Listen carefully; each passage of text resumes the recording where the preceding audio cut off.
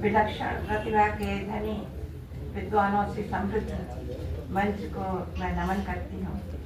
सभागार में उपस्थित सभी विद्वान भाइयों, बहनों और बच्चों को अभिवादन करती हूँ, इसमें व्यक्त करती हूँ। परम आदरणीय गोस्वामी जी और आदरणीय माया शिवा जी को अपने श्रद्धा सुमन अर्पित करती हूँ। परिवार के सभी लोगों के प्रति मैं बधाई प्रस्तुत करती हूँ और अनुराग जी हैं, असीम जी हैं, किरण जी हैं और सभी बच्चे हैं, उनके प्रति अपना स्नेह व्यक्त करती हूँ। योगेश जी तो हम सब लोगों की प्रेरणा स्रोत बन गए हैं। इतना अच्छा आयोजन कराते हैं, सबका साथ देते हैं, सबको बुलाते हैं। मुझे मालूम नहीं था कि मुझे आना है, लेकिन जब मुझे कार्ड मिला तो मैं आश्चर्यचकित नहीं हुई। मैंने उसको आशीर्वाद समझा। मुझे लगा कि मुझे आदरणीय भाई गोस्वामी जी का आशीष मिल रहा है और इसकी कई वजह हैं। कोई रिश्ता है कभी का, पता नहीं किस दिन का है, मैं नहीं जानती हूँ। हम दोनों एक ही जगह के हैं, लखीमपुर खीरी के। हमारे पिताजी ने हमको भी पढ़ाया और उनको भी पढ़ाया और अंग्रेजी उन्हीं से ज्यादातर वो पढ़ते थे और कितना मानते थे उनको ये तो मैं नहीं जानती थी, क्योंकि वो मुझसे 5 साल बड़े थे। मैं छोटी थी और इतना ध्यान भी नहीं जाता था। लेकिन एक बार एक योजना बनी परिवार में कि पिताजी के ऊपर एक ग्रंथ निकाला जाए। तो हमने अपने छोटे भाई से कहा कि यहाँ पर डीन हैं उसके लॉ फैकल्टी के, वो पिताजी से पढ़ चुके हैं, उनके पास चले जाओ, एक आलेख ले आओ। तो पहले तो वो कह रहा था इतने बड़े डीन हैं, प्रोफेसर हैं, बहुत विद्वान हैं, मैं तो नहीं जाऊँगा, किसी और को भेज दीजिए। मैंने कहा जाके तो देखो।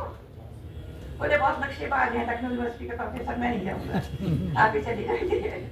मैंने कहा जाके तो देखो वहाँ एक बार, फिर मैं चली जाऊँगी।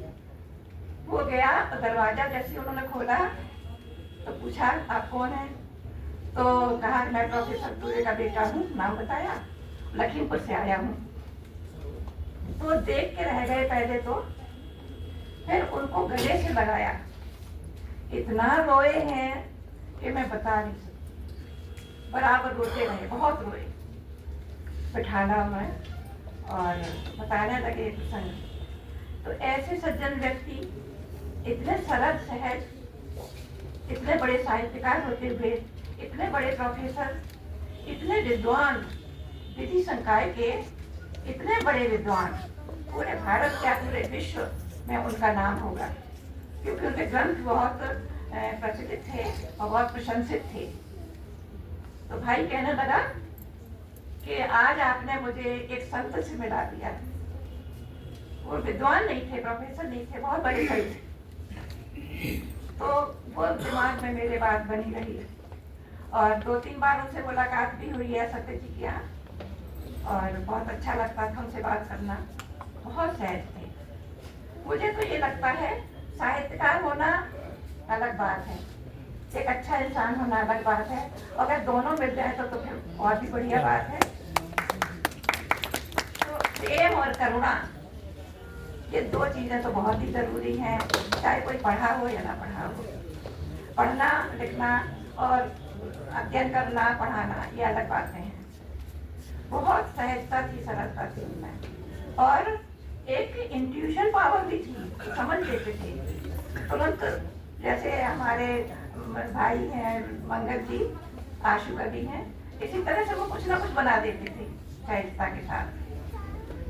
तो उनके अंदर जो आत्मीयता और प्रेम था, जो सेवा का भाव था, करुणा का भाव था,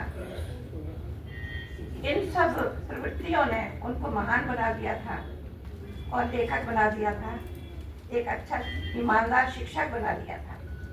उनकी ईमानदारी उनके व्यक्तित्व में झलकती थी, उनके शिक्षण में झलकती थी, उनके विद्यार्थी बताते हैं। और उनके जीवन में तो व्याप्त थी ही, उनके साहित्य में भी झलकती थी। और जो उन्होंने अपना परिचय क्षेत्र बनाया था उसमें उनके प्रति इतनी श्रद्धा जो है, ऐसा लगता है वे जीवन जिए थे तो उस जीवन को उन्होंने जीवंत कर दिया था और वे अमृत को प्राप्त हो गए। मैं बस एक छोटा सा छंद है, एक शायरा है, वो कहकर मैं अपनी बात समाप्त करूंगी, समय बहुत हो गया। मैं पुनः डॉक्टर योगेश जी को बधाई देना चाहती हूँ कि उन्होंने मुझे ये अवसर दिया। ये मेरे लिए बहुत पावन अवसर है और मुझे बहुत अच्छा लग रहा है। शेष अभी है, शेष अभी है इस कहने को उनका इतना अनमोल, शेष अभी है कहने को उनका इतना अनमोल। जहाँ पहुँच वे ठहर गए थे, जहाँ पहुँच वे ठहर गए थे, कौन सकेगा तोड़। बुलंदियों पर तो सब पहुँच जाते हैं, लेकिन बुलंदियों पर ठहर जाना बहुत मुश्किल होता है। ये सबके वश की बात नहीं है, जैसा कि आपने बताया।